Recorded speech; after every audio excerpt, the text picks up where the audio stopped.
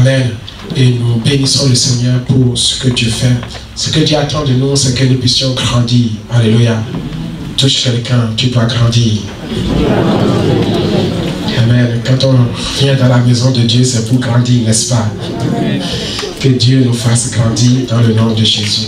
Alors nous sommes en train de parler sur un thème qui est très capital, la résolution. Touche quelqu'un, dis-lui, quelle est ta résolution cette année?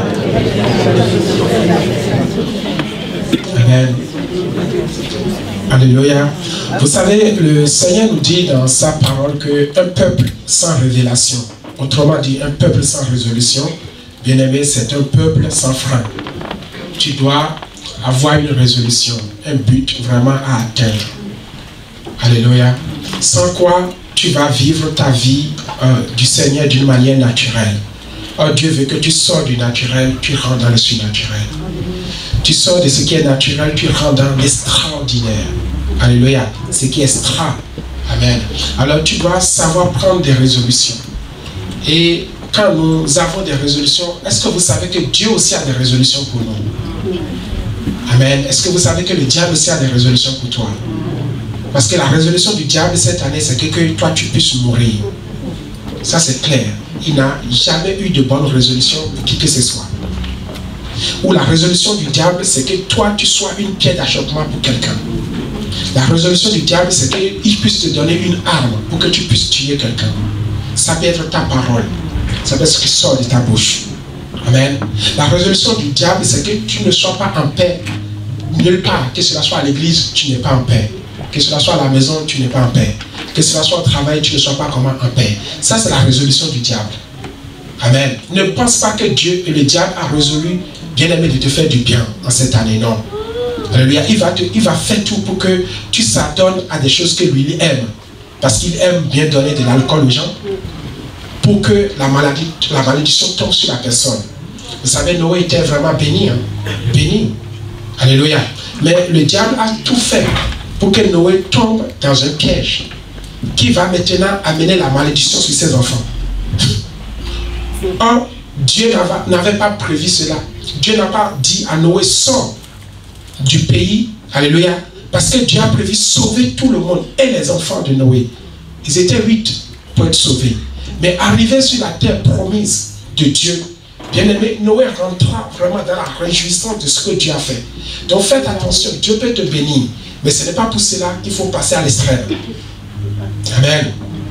Alléluia. Il faut avoir la sagesse de pouvoir gérer ce que Dieu te donne. Amen. Dieu peut te lever, Dieu peut te donner quelque chose. Mais fais attention. Sinon tu risques de rencontrer encore des malheurs sur ton chemin. La parole déclare que quand Dieu bénit Noé arrive et il sème de la vigne.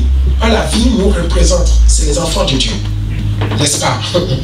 C'est ce qui nous représente. C'est le champ que Dieu nous donne. C'est le champ de Dieu. Alléluia. La parole déclare qu'il fut dans l'ivresse jusqu'au point où Satan va passer par son propre fils pour se moquer. Et aujourd'hui, nous connaissons le sort. Donc, quand tu sers Dieu, laisse-moi te dire que Satan te guette. Amen. Les premières personnes qui ont eu des enfants, c'est Adam et Ève. Ils ont eu leur premier enfant. Alléluia. Amen. Amen. Et le premier s'appelle comment? Caïn. Le deuxième? Abel. La Bible me dit que c'est aussi qu'à cause de la bénédiction que le Père va laisser pour ses enfants. Amen. Ils sont en train de gérer cette bénédiction. Amen. Mais le diable a été là en train de guetter. En train de guetter. Pourquoi? Parce que le Père ou la mère avait déjà consommé ce qu'on appelle l'esprit de mort. Or, il faut qu'ils vivent en réalité ces choses. Parce que le Seigneur les a déjà dit, le jour où vous mangerez, vous mourrez.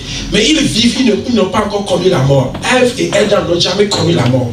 Mais ils ont connu la mort au travers de leur propre fils, leur postérité. Donc ce qui veut dire que ce que Dieu dit, cela s'accomplit toujours. Amen. Cela s'accomplit toujours. Alors nous devons faire attention pour que le diable ne nous détourne pas. Quelqu'un dit Seigneur, quel que soit le choix du diable dans ma vie, que son choix soit annulé au nom de Jésus. Bien aimé, je vous dis la vérité. Le choix du diable, c'est que tu sois une pierre d'achoppement pour quelqu'un. Il a pris Judas, il a dit, toi tu seras une pierre d'achoppement, pas pour Jésus, mais pour une nation tout entière.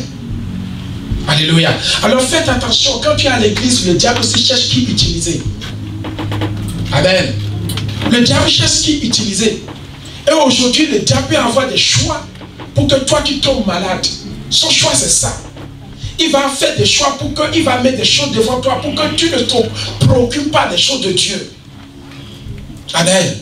Et tout ce qu'il va faire, c'est juste pour te faire retirer de la présence de Dieu. Parce qu'il sait que aussi longtemps que tu demeureras dans sa présence, tu seras très dangereux pour lui. Alléluia. Il ne permettra jamais pour que tu sois satisfait de la présence de Dieu. Amen. Amen. Aussi longtemps que tu resteras en bonne santé, tu seras vraiment un danger pour lui. Donc il va vraiment mettre une écharpe, bien aimé, dans ton corps. Pour que tu trouves toujours des excuses par rapport à ton état de santé. Quelqu'un dit, Seigneur, tout choix du diable, pour moi en cette année 2020, je me lève au nom de Jésus et j'ordonne que ce choix soit annulé au nom de Jésus. Amen. Si le choix du diable n'est pas annulé, bien aimé, il faut que son choix soit transformé pour toi. Amen. La parole déclare qu'ils arrivent au lieu de la condamnation. C'était presque vers la Pâque. Alléluia. Or, la Pâque, on doit libérer un prisonnier. Et quand on demanda au peuple, qui voulez-vous qu'on libère pour vous? Alléluia. Ils ont préféré libérer celui qui devait être condamné. C'était Barabbas qui devait être condamné. Ils ont préféré le libérer. Mais ils ont préféré dire que de nous condamner, crucifier qui? Jésus. Pourquoi Jésus? Parce qu'ils savent qu'aussi longtemps que Jésus restera faire ces choses, alléluia, cela ne les apporte aucun gain. Éliminons-le pour que le travail puisse porter du fruit. Amen. Mais Jésus avait le pouvoir, bien aimé, de transformer le mal en bien. Mais Barabbas n'avait pas ce pouvoir. C'est pour cela que Barabbas était libéré. Parce que s'il mourait, bien aimé, le peuple ne sera pas sauvé. Barabbas n'avait pas encore ce pouvoir de pouvoir transformer le mal en bien. Il n'y a que Jésus.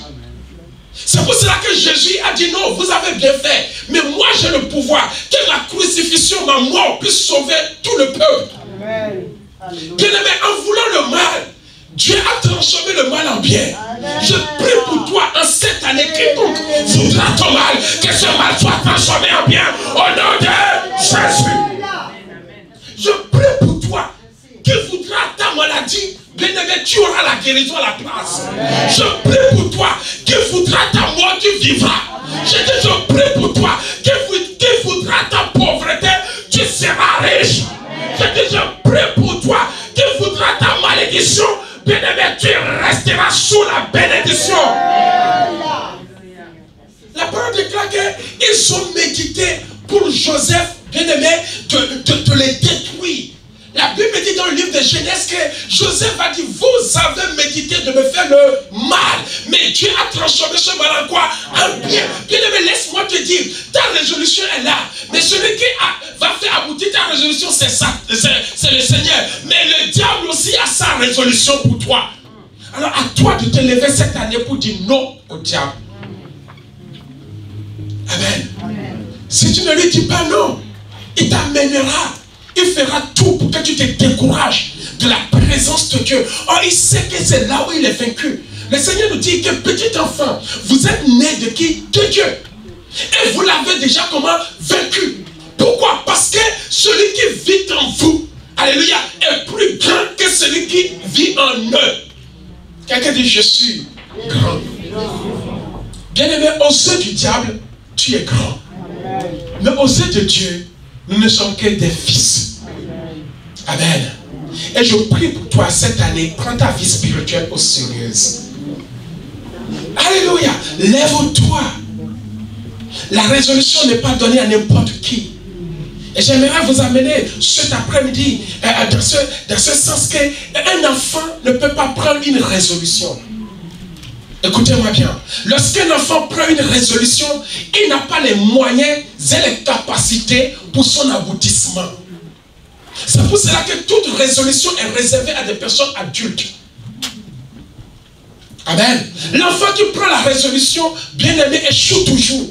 Parce qu'il n'a pas vraiment les racines solides pour amener à l'aboutissement cette résolution. Amen. Alléluia. Alléluia.